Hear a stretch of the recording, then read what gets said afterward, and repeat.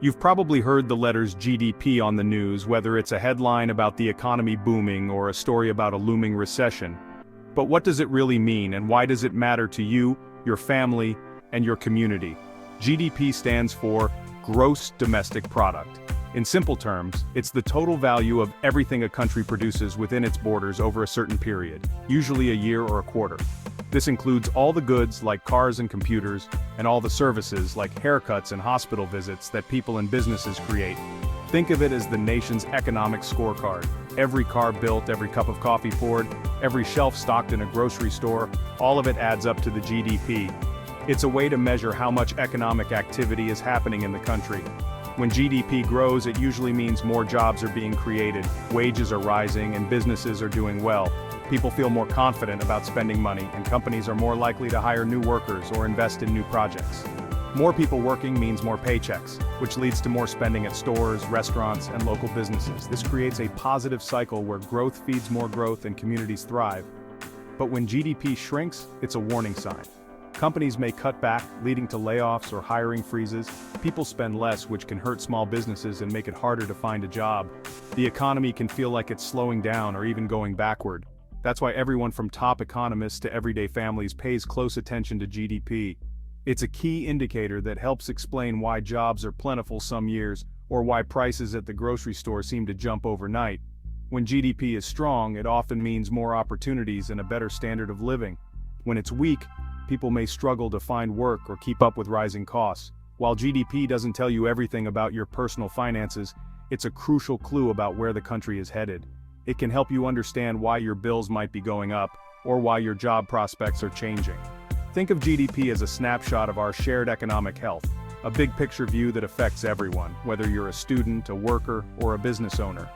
Understanding GDP helps you make sense of the world around you, from the news you hear to the changes you see in your own neighborhood. It's a powerful tool for seeing the big economic picture, and knowing why it matters can help you make smarter decisions for your future. The latest GDP report shocked nearly everyone. The U.S. economy grew at a 3% annualized rate in the second quarter of 2025. Most experts expected growth closer to 1.5% or 2%, so this is a big jump. It's a sharp turnaround from the sluggish 1.3% growth in the first quarter. Concerns about rising interest rates and inflation had many worried, but this new number signals renewed momentum. It's one of the strongest quarters in recent memory. When economic data beats expectations, it boosts confidence among investors, businesses, and consumers. But a surprise like this also raises questions. What changed so dramatically between April and June? We need to dig deeper to see what's really driving this growth. Is it a sign of lasting strength or just a temporary blip? Let's look under the hood. Where did this impressive 3% growth actually come from?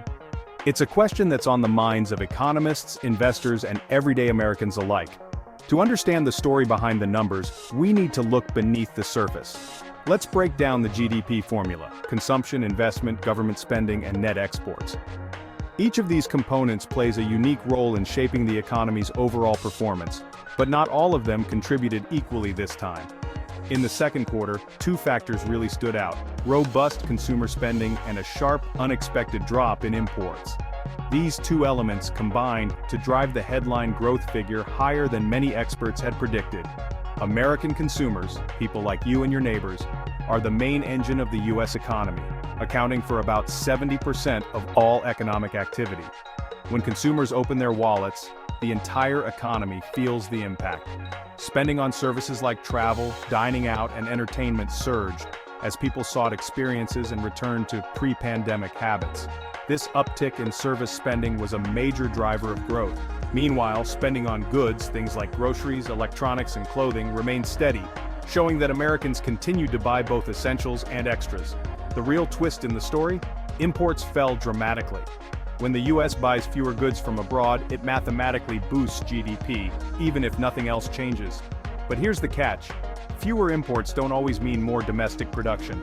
Sometimes it's just a statistical quirk, maybe supply chain issues or shifting consumer preferences. This combination, steady consumer spending and plunging imports, created a powerful, headline-grabbing growth figure. But it's important to recognize that this number might be a bit misleading if we don't look deeper. Imagine your team scores big because the opponent barely shows up. The scoreboard looks great, but it doesn't tell the whole story of the game. The final score is impressive, but understanding the reasons behind it is crucial for making sense of what's really happening in the economy. That's why economists and analysts dig into the details, looking past the headline numbers to see if this growth is real, sustainable, and likely to continue. So, let's dig into the details together and uncover what's really powering this growth. The American consumer was the hero of the second quarter.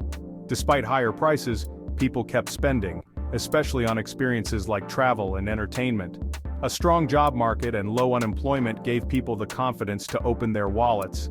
Most of the growth came from services, not goods, showing a shift toward experiences over things. However, this spending spree may not last forever. Many families are dipping into savings or using more credit, and credit card debt is rising. If inflation stays high and wages don't keep up, consumers could pull back. For now, though, shoppers kept the economy humming. The question is, how long can this last? One of the biggest surprises in the GDP report was the huge drop in imports. When imports fall, GDP goes up, sometimes making the economy look stronger than it really is. The main reason? New tariffs imposed by the Trump administration. Businesses rushed to import goods before tariffs hit, then imports plunged in the second quarter. This pull-forward effect made the numbers look artificially high. Companies stocked up early, so imports dropped sharply after. It's a one-time boost, not a sign of lasting change. Economists warn this is like a temporary cash gift. It helps now, but doesn't change the fundamentals. The real test is whether US companies start producing more, or if higher prices just get passed to consumers. The next few quarters will tell the real story. The new tariffs gave GDP a short-term boost by making imports more expensive and shifting the trade balance. The White House hopes this will protect US industries and create jobs. In theory, pricier imports should push consumers and businesses to buy American. But tariffs come with risks. Other countries may retaliate, hurting US exports.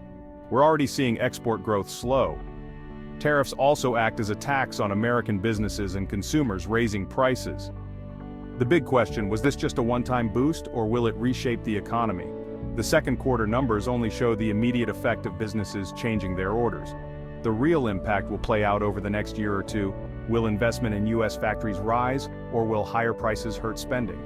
The answer will determine if this policy is a win or just a temporary illusion. We'll be watching closely. Beneath the strong headline, the GDP report revealed some warning signs. Business investment, spending on factories, equipment, and technology, actually fell. That's a red flag, suggesting companies are worried about the future. Higher interest rates and tariff uncertainty are making businesses cautious. Exports also slowed, likely due to weaker global demand and early retaliation against US tariffs. Inflation was another concern. Prices are still rising faster than the Federal Reserve would like. Persistent inflation erodes consumer buying power and could force the Fed to keep rates high. So, while growth looks strong, the cost is higher prices and business hesitation. The economy is growing, but not without risks. The foundation isn't as solid as the headline suggests. These are trends to watch. What does 3% GDP growth really mean for you and your family? Let's break it down and see how these big economic numbers actually show up in your daily life. First, let's talk about jobs. When the economy grows at a healthy pace like 3%, it usually means businesses are expanding. That leads to more hiring, new positions opening up, and unemployment rates staying low. More people working means more paychecks coming in across the country. That's great news for workers.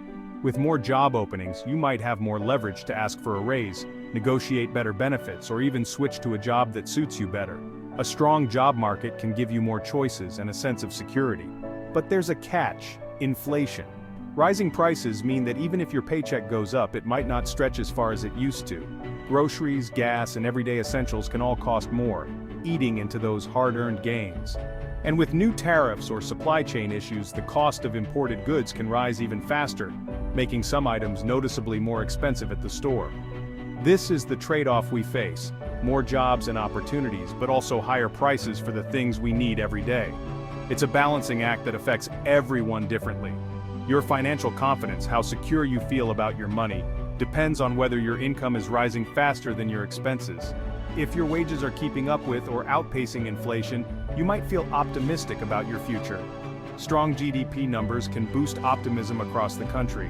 When people feel good about the economy, they're more likely to spend, travel, or invest in big purchases like cars or homes. This confidence can ripple through communities, encouraging more investment and even more job creation. It's a cycle that can keep the economy humming. But if you're struggling to keep up with bills, or if your paycheck isn't growing as fast as your expenses, those positive headlines might feel distant or even frustrating. For many, the national numbers can seem out of touch with the reality of rising rents, medical bills, or childcare costs. The latest economic report is a mixed bag. More opportunities for work and advancement, but also more pressure on your wallet as prices climb. Every trip to the store or bill payment can feel like a test of your budget. The key is the balance between wage growth and inflation. If your earnings keep pace with rising costs, you're moving ahead. If wages are rising, you might be able to save more, invest, or simply enjoy a little extra breathing room each month. But if not, even in a booming economy, it can feel like you're falling behind, no matter how strong the headlines sound. That's the tension at the heart of today's economy. Growth and opportunity on one side, rising costs and uncertainty on the other. How it feels depends on your own balance between income and expenses. The big question, is this 3% growth a new trend or just a temporary spike? Much of the growth came from a one-time drop in imports, a trick that won't repeat. For lasting momentum, the economy needs stronger business investment and exports.